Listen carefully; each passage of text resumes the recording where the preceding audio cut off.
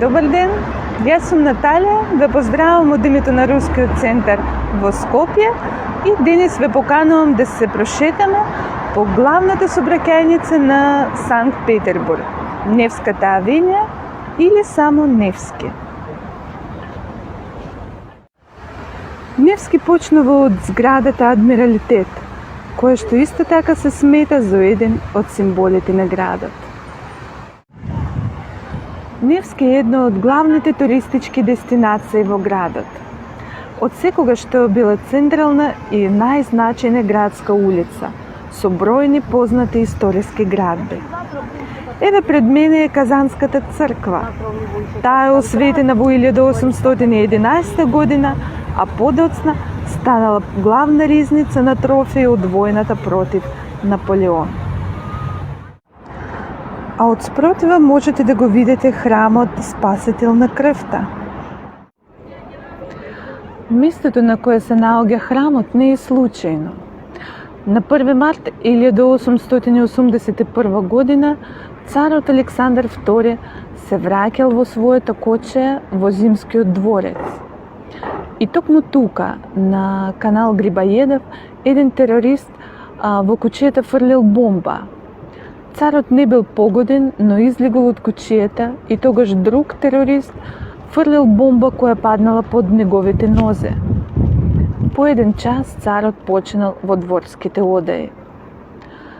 Тогаш неговиот син Александар III дал дозвола на местото на експлозијата да се подигне храм, посветен на неговиот татко. Шетајќи по Невски не можете да не ја приметите зградата на компанијата Зингер, изградена во 1903 година во стил Арт Ново, попозната како Домот на книгата. Зградата требало да стане еден од првите облакодери во Русија, слично како и другите згради на компанијата Зингер во Америка. Меѓутоа, тогашниот закон не дозволуваше изградба на згради повисоки од Зимскиот дворец. Тогаш архитектот Павел Сюзо брилјантно излезе од тешка ситуација со подигнување на елегантна кула на врвот со стаклен глобус. Сега тука се наоѓа една од најпознатите книжарници во градот.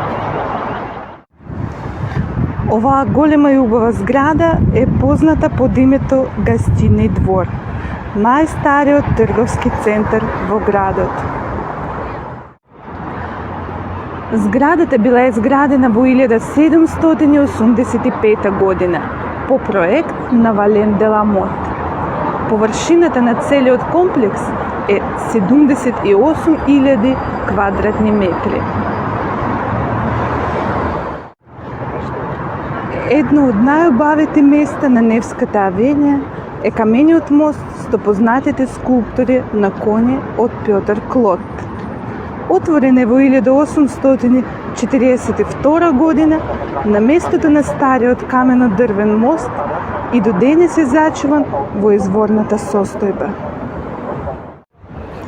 Ако сакате да го почувствувате духот на градот, Невската авенија е вистинското место.